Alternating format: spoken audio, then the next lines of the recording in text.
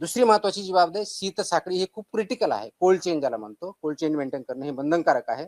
त्याच्यामध्ये कोणत्याही प्रकारची तडजोड, कॉम्प्रोमाइज आपण मान्य करणार नाही. कच्चं दूध जे असतं शक्यतोवर लवकरात लवकर आणि जास्तीत जास्त कोणत्याही परिस्थितीत 2 तासाच्या आत कोल्ड चेनमध्ये आणलं पाहिजे. म्हणजे तुम्ही दूध काढल्यानंतर 2 तासापर्यंत ते व्यवस्थितपणे त्याला कोणत्याही प्रकारचं बॅक्टेरियल किंवा हे ग्रोथ होत नाही. ते जर व्यवस्थित आपण सॅनिटरी कंडिशनमध्ये व्यवस्थित ठेवलं, प्रिझर्व्ह केलं तर. पण 2 तासानंतर त्याला मात्र तासाच्या आत ऑलमोस्ट आपल्याला ते कोल्ड चेनमध्ये आणायचं असतं. कोल्ड चेन म्हणजे इथं 4 डिग्री सेल्सिअस असतं.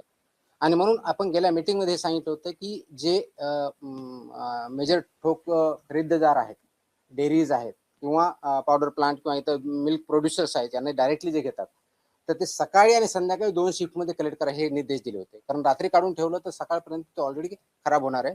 टेम्परेचर 4 डिग्री सेल्सिअस जर शेतकऱ्याकडे नसेल त्या पद्धतीने ठेवायचं, तर ते खराब होऊन दुसऱ्या दिवशी येणार आहे आणि तो प्रॉब्लेम होतो. म्हणून 2 वेळच्या शिफ्ट करायचे मी सांगितलं होतं.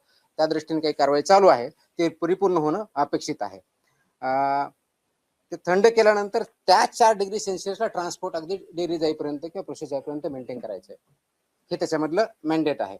आणि जर फ्रोझन फूड असेल तर त्याला -18 डिग्री सेल्सिअसमध्ये प्रिझर्व्ह करणं अपेक्षित आहे.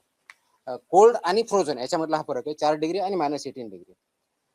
हेच करत असताना परत गेल्या वेळेस जसं सांगितलं होतं की हे पदार्थ जे आहेत जमिनीपासून उंच, भिंतीपासून दूर, झाकलेल्या, लेबल लावलेल्या कीड प्रतिबंधक भांड्यातच ठेवायचे आहेत. त्या गाईडलाईन्स आहेत, त्याला फिफो सिस्टमनुसार ते इम्प्लिमेंट करायचं आहे.